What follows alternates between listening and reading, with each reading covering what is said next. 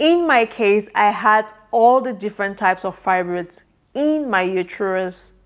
However, with all the different type of fibroids I had much more of submucosal fibroids. What are submucosal fibroids? Submucosal fibroids are the fibroids that are underneath the lining of the uterus.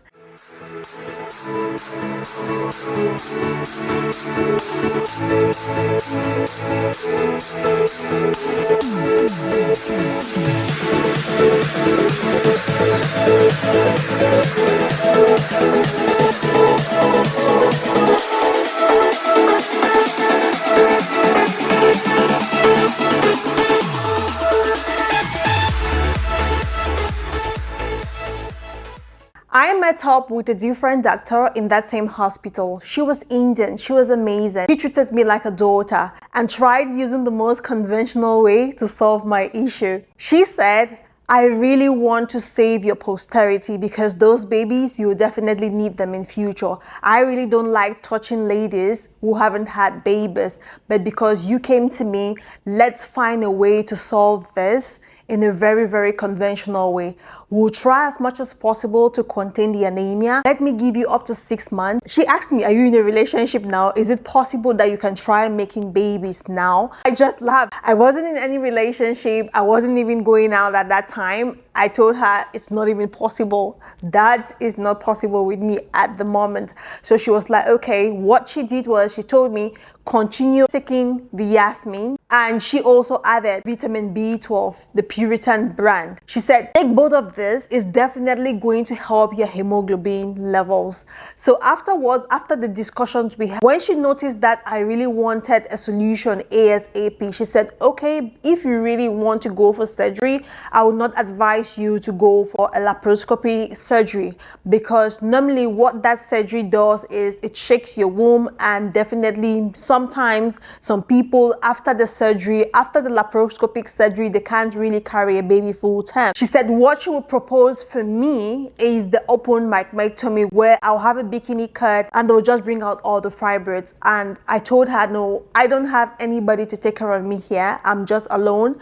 I don't have family here with me. It's going to take a longer time for me to recover, and that's definitely going to be a lot of trouble for me. When she told me her own disadvantage of laparoscopic surgery and she tried to push me open surgery, it rang a bell in my head. I told myself, I really need to do a dig out. I really need to make a research to know what I really want, because just sometimes most doctors will sell you what they have license for, not actually what you want. After her conventional method she was trying to preach to me, by me getting a boyfriend, get pregnant and have a baby before coming for the surgery failed, I decided to keep my cool. So I kept my cool until one day I woke up and I started bleeding again profusely. That morning I went directly to the hospital in search of the Indian doctor, only to be told that she's gone on vacation, she's not available. In the midst of the confusion, I decided to try another doctor in that same hospital, because what happens in the UAE is we have multiple doctors in different departments.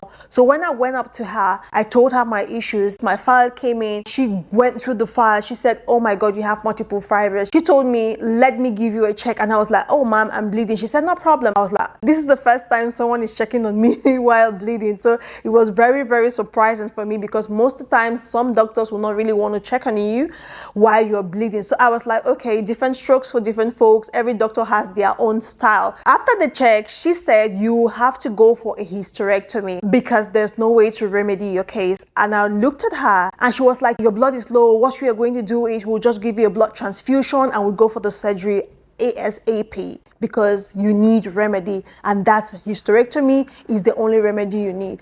For those who don't know, hysterectomy is the complete removal of the uterus. And I was like, when she told me that, because I know what hysterectomy was before coming there. So when she told me that, I was like, is this woman for real? Has she even gone through my file to understand? Or is she trying to sell me what she has license for? So when I looked at her, she was like, let me see your health insurance. She took my health insurance card. She gave it to the nurse. Prepare her. She needs the surgery ASAP. I said, no, I have to think about it. She said, you don't have time to think. I took my card from the nurse and I was like, okay, bye-bye to this hospital. That was the way I acted, because If you cannot go with me, if you don't want me to ask questions as a doctor, or you just want to propose something to me and you expect that I'll have to listen to you, it doesn't really work like that. And I'm putting it through to my viewers today that if you're someone suffering from fibroids, do your own research and try as much as possible to always propose what you want, what you think is comfortable for you. So that's how I left that hospital, and I left for good.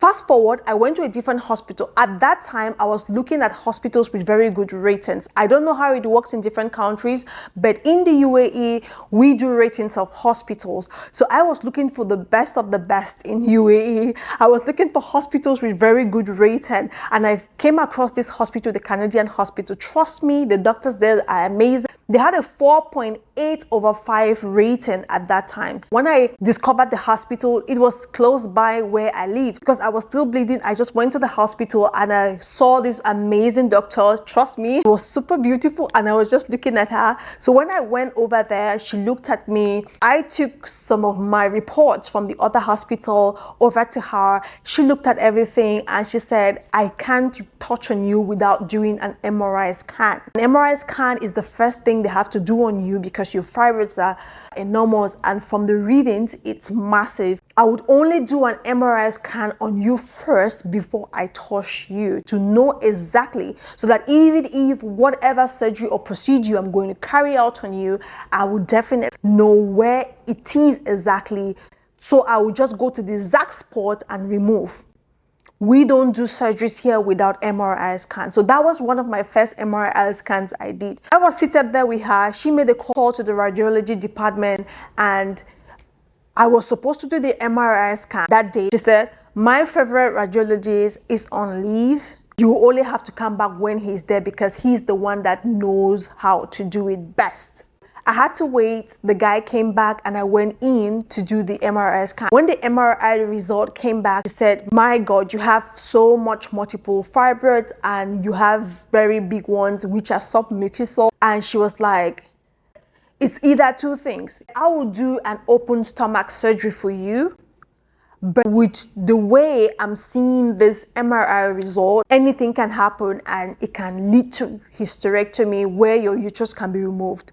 So when I heard that word again, I just looked at her, I said, this very word. I looked at her and I was like, when I made the research on this hospital, I saw like over 8 gynecologists there, both specialists and consultants. So you are not going to make me to leave this hospital. I'm going to try another doctor. That's what I told myself. So she took my health insurance. She said, oh, your health insurance is so strong. Yes, it's going to carry the surgery. She had a website. She gave me her website that go read about the fibroids, read about the different procedures. But I'll tell you, open stomach surgery is going to be the best for you because of the number of fibroids you have. Laparoscopic and the uterine fibroid embolization is not the best for you. So I just looked at the report and I was just like, ma'am, chill.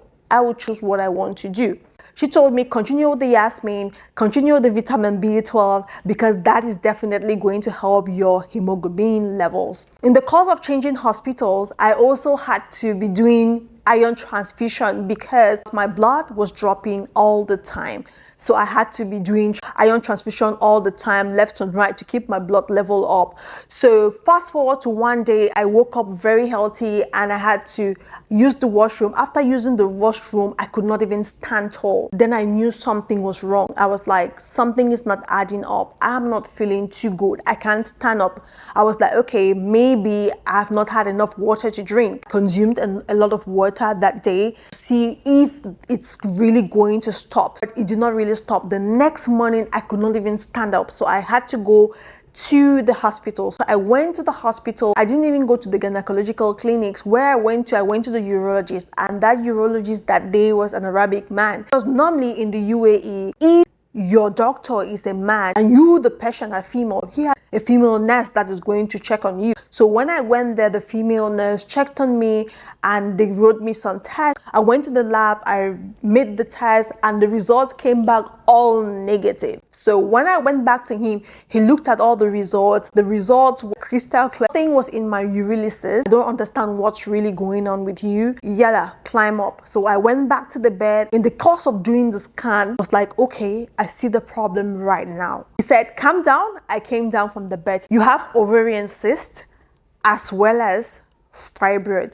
And from what I see, it seems like the fibroid is the one causing this pain you are having. So he was like, okay, I'll refer you to the gynecologist. Go to the gynecological department and see any of the gynecologists there. Like God would have it, it seems like the doctor knew that I would leave and I will not go to the gynecology department because that's what I wanted to do. When I heard that go to the gynecology department, I was like, no honey, I will just leave and go home because I know the story that is going to follow up after seeing every gynecologist. He called the head of gynecological department of that hospital. It was an amazing woman. He explained my issues to the lady, said, I'm sending her up to you right now. And the lady said, she's free, I should come up. Doctor assigned his nurse to take me by hand to see the gynecologist. So when I came there, I just explained my issues to her. And because what happens is in the UAE, the health department sometimes in most hospitals, they have one system. You have to click your patient number. All the reports you've had will come up. That's what happens. So she just had to take my patient number and she saw all the reports and everything. And she was like, okay, I see you have multiple fibroids. I can see your MRI scan here. I can see this. I can see that. I can see that. One thing that was amazing with her, she asked for my opinion if she could do me a scan. Are you very comfortable for me to do a little scan on you? I said, okay, no problem. She said, climb on the bed. I climbed on the bed and she made her checks. Like it was one of the best checks I've had. She made her checks and she said, calm down. I came down. She said, you have multiple fibroids. From the MRI scan and from the scan I've done now, I can see that you have multiple fibroids. She said, you have ovarian cyst as well. It's big, but that's not my concern because from the way I see your uterus right now, you are about to have your period. So most times, some women, before having their periods, they develop a cyst. And after their period, after the shedding of the uterus, which is period, the cyst goes back. Like she explained to me and in depth, and that's what I want from doctors. Like she made me to understand a lot of things. She said that ovarian cyst, from the way I see it, is definitely going to go after your period. And that's what happened. When I came back after my period for her to check on me, the ovarian cyst was gone. So she said, that's not my problem. My problem is that fibroid that is leaning on your bladder.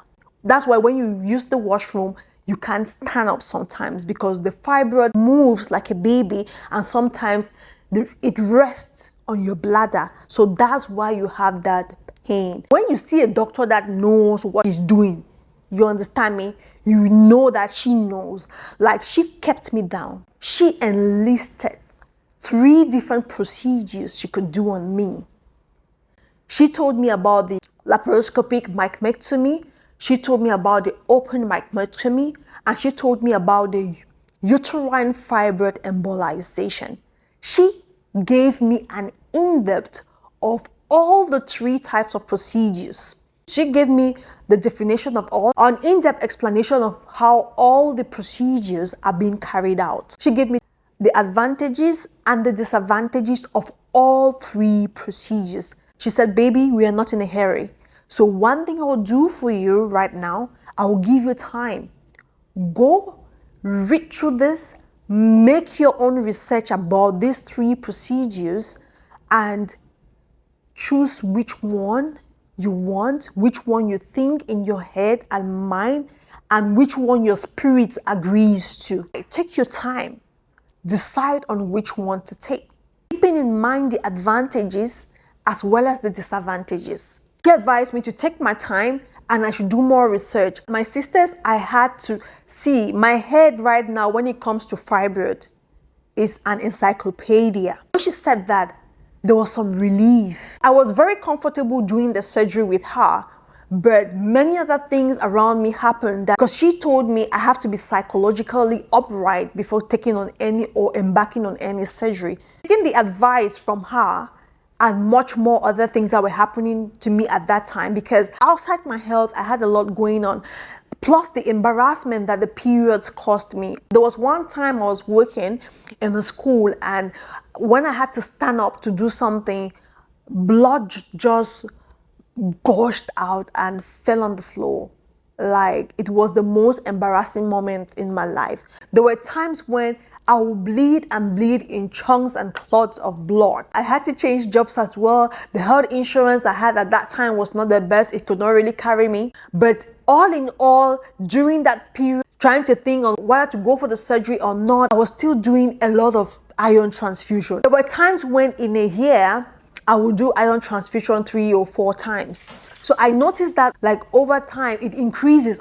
Fast forward to 2021, I became so sick. I did not even have one energy in me. I cannot even talk. I cannot even talk for long because energy level was 0. I had palpitation. The symptoms were just increasing by day. It became worse that sometimes I will not even be bleeding, but just to run and catch up with the bus, I start bleeding. That's how much it came to. Walking under the sun and going home, I start bleeding. Wherever I go to, if you open my bag, you'll see pads, pants, and everything. Like, that's how much I had to carry stuffs around because it can happen anywhere. I was so tired of the embarrassment. 2021 December, I could remember very well. Just told myself, let me go to hospital because I cannot even breathe well. Like, I had difficulties in breathing. Everything was just like I was going to die the next minute. I went to the hospital. The doctor knows me already. So when I came in, he was like, you are in again. What have you decided to do with the fibroids? He was like, okay, let me just do you a CBC, iron serum, and ferritin. It came back that my hemoglobin level was 4.5. My iron level was 7. My ferritin was 1. He said, sit down. I sat down. Don't give me the impression that you're joking with your life. I said, no. Have you seen your results? Your blood is 4.5. You want to be rushed to this hospital in an ambulance due to anemic heart failure? I said, no. Then why are your results like this?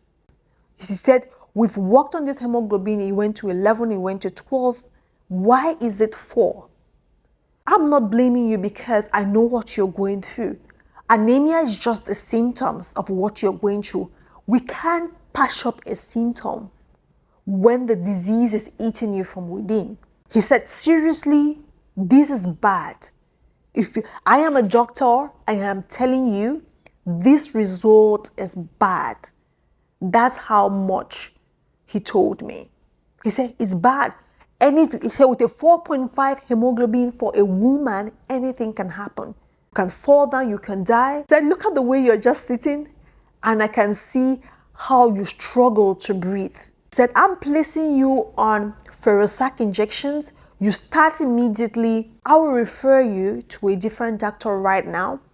Go and meet that doctor, and please, if they want to do surgery on you, let them do surgery on you so you can be free from this bondage, because this is bondage. Over the time when I've had this anemia and low hemoglobin levels, I've never had a blood transfusion because what my doctors do is they know my iron is low. So what they do is transfuse me iron and automatically my hemoglobin levels will go up. He was monitoring me. Iron infusion is very tricky to administer. So normally they will put it very slow. So if you have any irritation, they will stop it or whatever. But that day, because it's something I've constantly taken, so there was no need for them to start doing try and error. They just had to run it very fast because my blood was so low, my iron was so low. So he was like, after that, I entered the taxi and I went to the other hospital. So when I went there, he looked at my report, did the scan for me.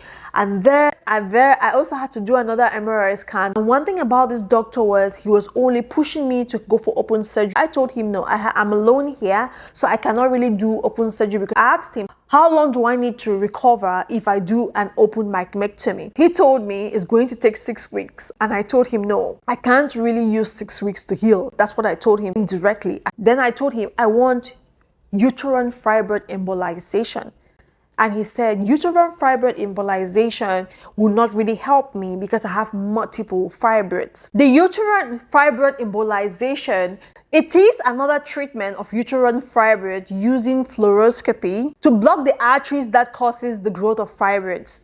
So it's minimal invasive, it causes no pain. They use an instrument called fluoroscopy to do the procedure. So it doesn't really have to cause a lot of pain or something like that. So that's what I was opting for when I got to that hospital. The doctor told me no. I was complaining that my fibroids was a lot, it was too many. But over time, because I placed myself in some diets, which maybe I'll make a separate video of the diets I was having, the smoothies I was having that made my fibroids to shrink over time. Over my research, I discovered that uterine fibroid embolization would not be the best for me, because what it does is it can, at the time of using the fluoroscopy to insect the medicine to block those arteries, sometimes it can affect your ovaries, cause you fertility. To some people, it would make your uterus to be like a dry land. So when I read that and I made other research on it, I was like, okay, I canceled it off my list. And I was like, okay, no, I'm not going to do this anymore, because the disadvantages outweighs the advantages. So I was like, okay, I'm not going to do this anymore. So in the midst of trying to find which is right for me, I took on the internet and I was perusing the internet to find a doctor. I wanted the best of the best. I was perusing the internet to find who is definitely going to handle my case a special way. So in the midst of that, by 2022, before even mid 2022, I've already had like 3 sets of iron infusion, because at that time my veins were already very rigid. Like my veins were very rigid. When I tell you rigid veins, I had very rigid veins because of the iron. Because one thing iron does is when you take it over time, I don't want to use a very harsh word, but sometimes it burns your veins. And sometimes if someone doesn't really know what you're going through, they will see your veins like someone who is taking some very, very hard drug, if you know what I mean. Fast forward, I was perusing the internet and I went through this very big hospital. It's called King's Hospital, Dubai. Like, it's another amazing hospital. It had a lot of doctors. Like, when I went through the gynecological section of their website and I saw the doctors and I read through their portfolios, my God, I was blown away. I had to book an appointment. I booked the appointment and canceled the whole appointment thing with them because no public transport can get there. I was still on the internet. I was still perusing the internet. I was still trying to see the best of the best. I really needed someone with a 30 years plus experience, someone that is a master in the art of dealing with women's reproductive system. That's what I needed. So I was in the internet one day. I read this article of a South African lady left South Africa with a 5 kg fibroid, just married without kids, and she wanted to have a baby. It was not possible, and she did not want an open stomach surgery. She's been to other places and they could not really help her, and she came to Dubai and she found this amazing doctor, and the doctor worked magic on her. So when I saw that lady's article and she put the doctor's name on it, I copied that doctor's name and I went to Google and I put the doctor's name there, and this picture came forward, Dr. Rajesh Devasi. Like, I went into his profile, I read his profile, and I was like, this is what I want. This is what I want. So I booked the first appointment with them. I later on canceled because I was going to hospital again at that time, 2022, September, October. Yeah, so I booked the first appointment. I canceled with him because I was battling with taking another transfusion. At that time, from January 2022 right up to October 2022, I've taken I've had like 5 sets of iron transfusion. When I tell you 5 sets of iron transfusion, means like, it doesn't really mean 5 bags. It means 5 different admissions, of which sometimes I would take 16 ampules in one admission. 16 ampules because normally 1 ampule is diluted in 100 milliliter of saline water. So normally I have to take 2 ampules during one sitting, which is 200 milliliters of saline during one sitting. So I'll take 8 sets in one admission. I don't know if it makes sense. Dr. Rajesh Devasi has 3 consultation days. That's Monday, Wednesday, and Saturdays. That appointment on Wednesday, and come that Wednesday, I took off from work. When I went there, there was a breath of fresh air. was my psychology already working on me. But after my surgery, I sent 2 other ladies there, and they came back with the very feedback I had the first time I went there. We were chatting. No, it's not like he's just telling me what to do. No, we were chatting. We had a very good chat. I explained to him my issues. He told me if I have any questions, let me be free to ask. And that's one thing that sometimes you don't even hear from doctors. They just want to tell you what they tell you is what you have to go with. No. So he was like, if you have any questions, you ask me. I asked him. Okay. After this one, maybe you feel little sleepy. Just lying down.